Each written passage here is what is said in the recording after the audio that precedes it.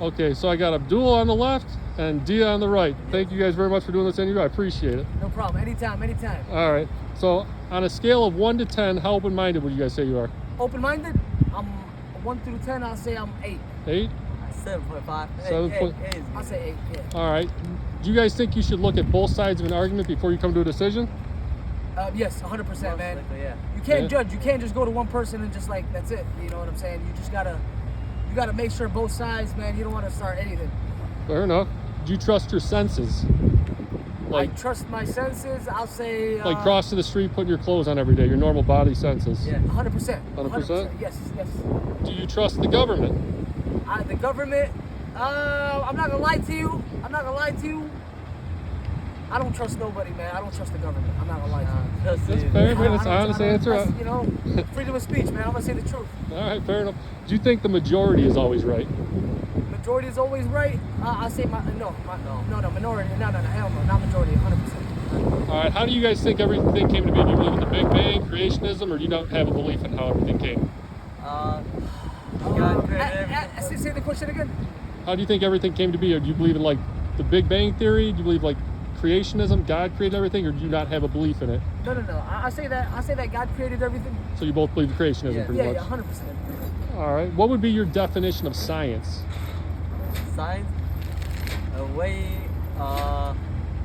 Science is basically like, shit. I don't know. I hate science. Yeah, I think you just got to freeze up on this one because I mean, there's so many reason. Reason. Would you agree with me? Science should be observable, measurable, testable, and repeatable. That's like the core of science. Yeah. I'll say testable. Testable, observable, measurable, testable, repeatable. Yeah, couldn't argue that. All right. Do you think science should ever be a closed book? Closed book? Yeah, like you shouldn't be able to question something in science. Damn. I'll say it depends. Yeah. Depends, man. There's some things in science you just don't think it's 100%. You shouldn't be able to question. Like, I mean, your smartest astrophysicists, are going to say they came from a Big Bang, and you guys already kind of disagreed with that. So, right. So can you question them on that? Yeah. No, you can't question them on the Big Bang. We're not the Big Bangs. No, 100%. Well, so you think science should be open then to question? It should be open, 100%. You both think that? You think it should be open? I feel like it should be open. Should science be open to questioning? Yes, open, but there's like a couple questions where you can't answer. I got you, man. Could you tell me what do you think to you, what's the difference between a belief and a knowing? Belief and a knowing? A belief and a knowing. I know it's a belief, but I don't know what's a knowing. A knowing is basically would you agree with me? A knowing is there's 3 entities here talking right now. That's a knowing. Would you say 100% fact? 100% fact. Knowing is 100% fact. A belief is you can believe in something, but you're not 100% sure. Like, could you say maybe you guys believe in a higher power? It's a very strong belief, but you're not. Maybe it's a knowing to you physically, but it's like it's more of a belief. Whether you're not. It depends how you word it. You can know there's a higher power or believe in a higher power. I'll say a belief, 100%. Believe, all right. What about you? What do you I believe in a higher power. I believe in a higher power. Yeah. All right. This is where. I mean, I don't think you guys are gonna agree with me on this, but I think the mainstream media is pushing this subject down, and the subject gets ridiculed a lot. But there's actually a lot of scientists going against the subject, man. Yeah. So what do you what shape do you guys think the Earth is? Do you believe it's flat? Do you believe it's without form, or do you believe it's an oblate spheroid like you've been taught going around the sun? It's not flat, that's for sure. Sphere. I think it's a circle. You think it's you believe it's a round like a sphere like you've been taught going around the sun? It's not. Yeah. All right, well, 100%. All right, you guys are gonna get the opportunity. Like I said, normally I pay people $5 each if they do the interview, and I pay. So you guys are open to the $100 if you can prove me wrong on this subject. Fair enough? Yeah. 100%. All right. Can I ask you why you guys believe that? That it's more like a sphere going around the sun. I'll say it's because of I believe that because every time the most hot areas it's like it's always in the middle, man. You know what I'm saying? I feel like the sun. You're saying? You know how the sun is, and then isn't the Earth like going around the sun?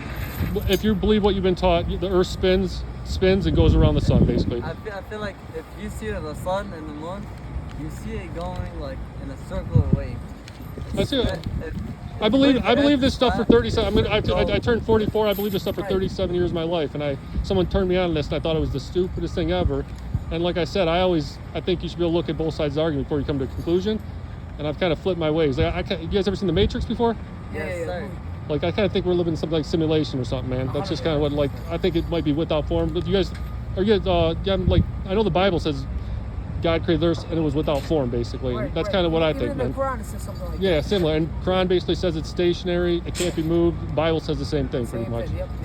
All right, so do you guys know anything about fluid dynamics, how liquid behaves?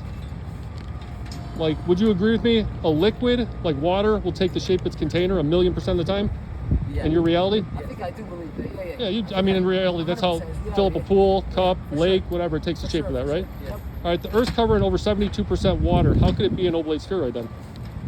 How can it be Ooh, sphere? that's a good question. Say it again. The Earth is covered in, if you agree that liquids always take the shape of their container, the Earth's covered in over 72% water. How could it be an oblate spheroid then? If there's holes in the earth, Man, that's some crazy questions, man. You guys, my Whoa. 23rd interview on this thing. No one's gotten the 100. I'll be surprised you guys Okay, get. I got a few other points too. if there's holes in the earth and you fill it up with water, I don't know. I feel like that's how Earth is, man, and how it's shaped. Well, people I say mean, gravity normally, and like gravity gravity, they can measure things fall at 9.8 meters per second squared. But I would disagree. Just because things fall at a certain rate, that doesn't prove the shape of anything. Right. That's just my opinion. But I mean, that's what gravity is, and it's a theory basically. Space and time. All right. Do you guys think we breathe the same stuff in space? No. No. All right. No. All right. They tell us space is a vacuum. It's not a perfect like negative pressure system, but it's as close as you can get to it. We live in a positive pressure system. You guys ever used a pressurized deodorant canister before? Yeah. All right. You know what happens when you puncture it? The air comes out, right? Yep, 100%. So could you give me a practical example of two opposing pressure systems existing side by side without a solid barrier? Because they're telling us our atmosphere is adjacent to the vacuum of space with no solid barrier. Like I said, I go to science, it tells me water cannot conform to the exterior shape. I go to science again, it tells me two opposing pressure systems cannot exist side by side without a solid barrier. Like it says in, like, I think the Quran says the firmament, the Bible says it. I think it says it. It does say it. It says this stuff in your. I've talked to guys at work about it. And it says in the Quran and I'm stuff. trying to remember. Wait.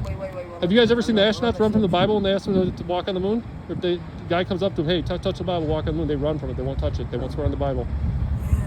There's some funky things with it, man. We just talked about it. All right. It says in. Well, how about do you guys know the difference between eclipses? Like a lunar eclipse and a solar eclipse? Yes.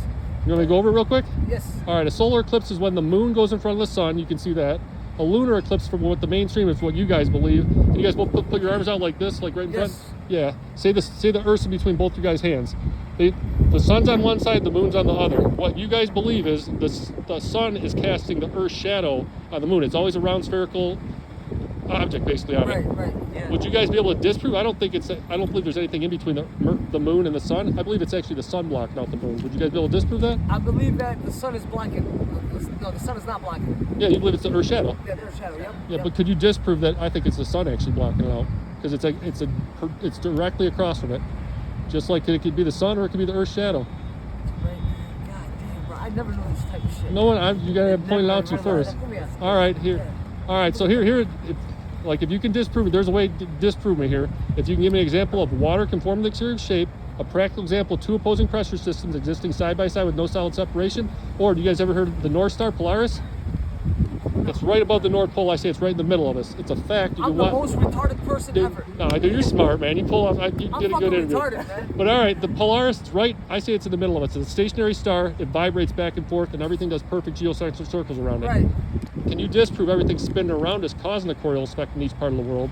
The moon pushes the tides, the sun contracts the tides. They say if you shoot a bullet west with the sun there, it's going to dip down because of the Coriolis effect. I say that's based off a false axiom. You shoot a bullet west with the moon there, it's going to bounce up a little bit, and the lunar eclipse is actually the sun blocked on the moon. Yeah, they didn't say that. All right.